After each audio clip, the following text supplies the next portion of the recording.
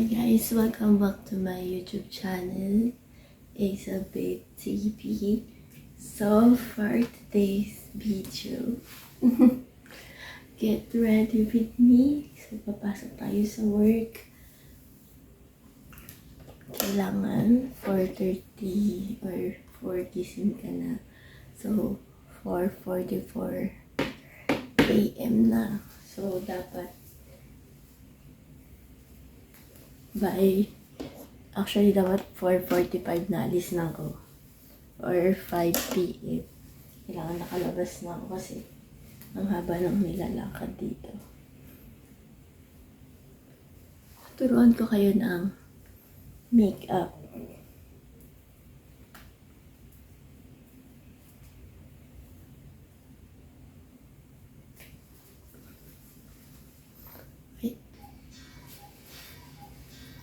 So, dun tayo sa makeup. Unahin natin yung moisturizer. Mabilis and dapat.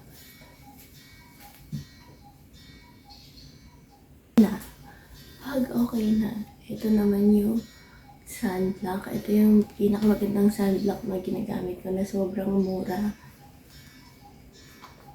Nasa 200 something lang to. Ito yung sunblock na pinakamura sa lahat ng department store. So, multi-sunblock. Korean, product. So, super effective. 1 year ko na siyang ginagamit. Hindi siya mabilis maubos. Meron pa din.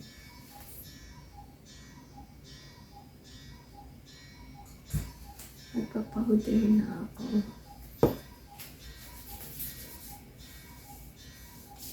Okay.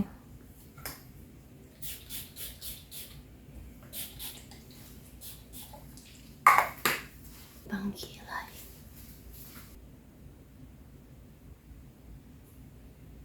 Basta may kilay na tayo, okay na yan. Merong dalawang shade dito ng lipstick ng V-Line or yung kay V. Cortez. Ito yung lip slay niya. So, isang red at saka isang pink. Gagamitin natin siya today para malaman natin kung gaano katagal siyang maglala sa lips natin. Tsaka sobrang ganda ng shade niya. Ito yung red.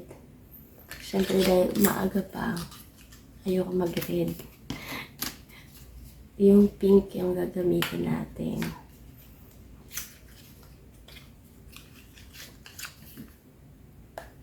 Yan. Ito yun. Si May. Hindi ko pa siya napubuksan. As you can see, what time na? 4:50 na. Dapat 5 nakalis na ako. So, ganito kami kaagang mga dicer nagigising. So, ito yung pink. Lagay natin.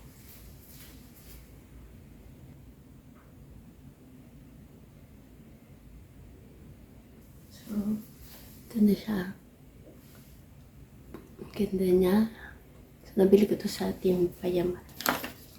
No, nag-fair sila sa SM Santa Rosa. So, mag-last day sila. Alam ko yung 27.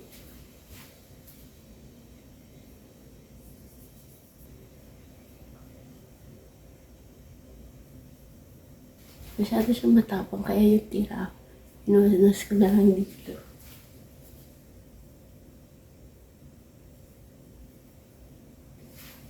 So, here's my get ready with me. So, ayos na ko ng gamit at papasok na tayo. So, update ko kayo after mga break time ng 10 AM kung maglalas pa to. V-Line Lip Slay. So, here's my final look. Ito yung lipstick TV Outdoor. 1 hour na yung nakalipas. Maganda pa rin siya kasi 1 hour yung biyahe ko bago makapunta dito sa work. Ang ganda niya sa outdoor. Parang red pink pala siya. So mamaya Kita tayo mamaya ang break time ko kung ganito pa rin siya. Yan pa rin yun.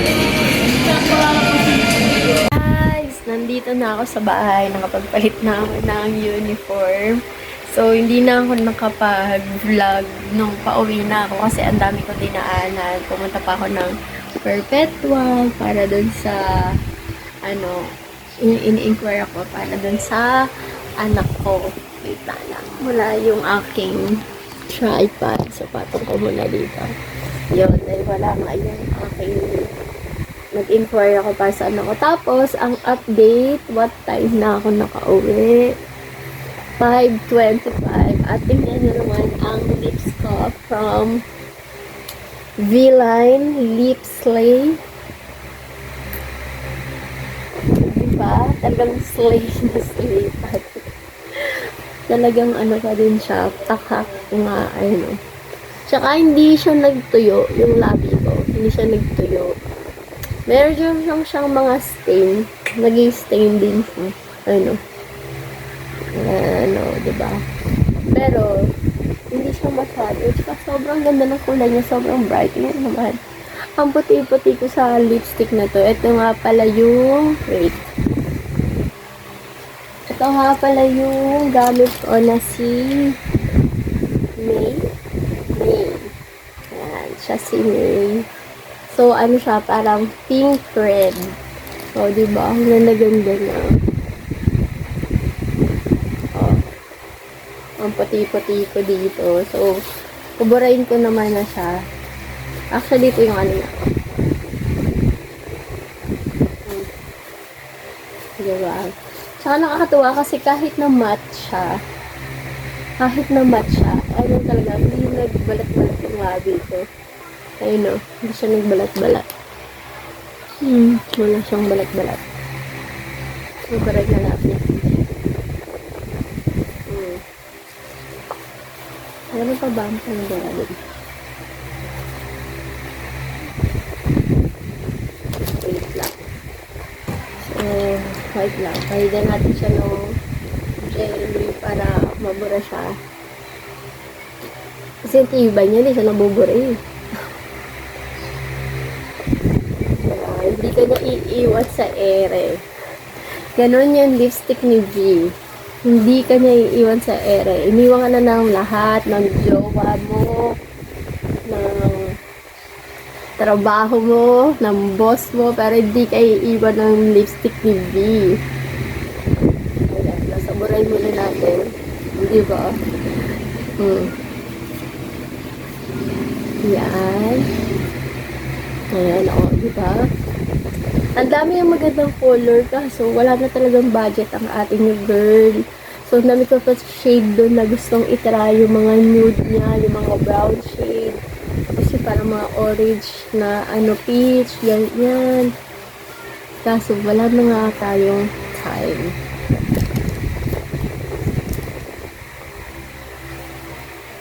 So, ang ito-try naman natin, yung isa ko pang binili. Kinamantala ko kasi naghahanap talaga ako ng magandang kulay ng red, ng So, yung dito ko siya nakita. So, ito si Ivy. Akala ko V, Ivy pala. Binaliktad. So, ito.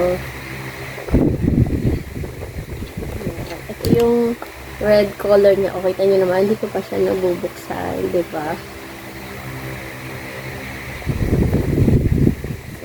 Paano siya buksan? Hindi ko siya makita kasi malabi yung mata ko. Kasi yung dulo ng walang hanggan.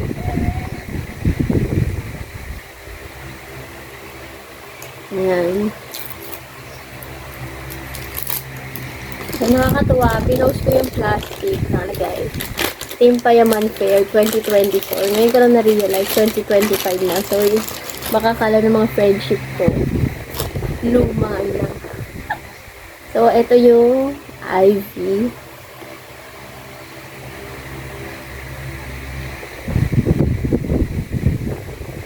Oh my gosh, look. Grabe. Asa may cam ko? So, ayan. Super. Grabe ito ha. Oh my gosh. Oh my God. Di na nguso ni Heart Evangelista. Hindi ko malipstick ka na maayos kasi hindi ako sanay mag-lipstick ng lang salon. Pero, grabe. Magsiset pa siguro to kasi ganun din yung Ivy. Ay, yung Ivy, yung May. Oh my gosh. Ang ganda. Ang puti ko.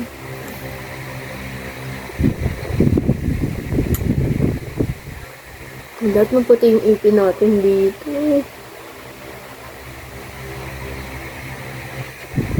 O, diba? Oh my God. Pakak na red. So,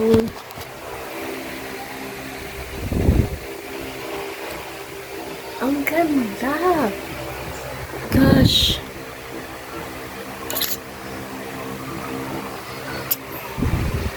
Grabe. Ang social ng red niya. Alam mo yung pag wala kang makeup, red lipstick lang, magandang kilay.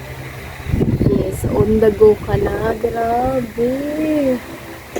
Ang ganda. Kaya natin. Asan na yung ano ko, tissue ko? Wala yung tissue ko.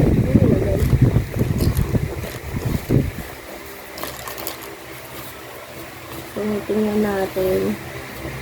Dito ko siya lalagay sa likod. Ayun.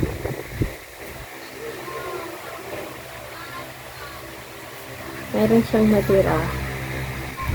Pero, tingin ko maglalas din to. Katulad nung May. Grabe. Nabili ko siya ng 249 dahil nga payaman fair. 249 siya, buy one, take one. So, yung kahati ko dito sa red, yung isa kong kasamahan. Tapos, naghati ulit kami para sa pink. Kasi kapag bumili ka, same shade dapat yung bilhin. So, ayan. Ang ganda. Oh my God. Super. Well, grabe. Heart Evangelista yung bibig ko. Oh my gosh. Laban na laban. Ang dami niyang magandang shade. Siguro makakabili pa ako nito ulit. Kasi may mga shade pa ako doon na nagustuhan. Yung parang mga nude na pink. Tapos yung parang brown niya. Bakit ang hair ko? Kasi nagaling ako ng work. Nagbigyan niyo na ako. Sinubukan ko lang ang nature ko kung nakaluging hair ko. At ganito yung lipstick ko. Diba? Yung parang kakabangon mo lang sa kama.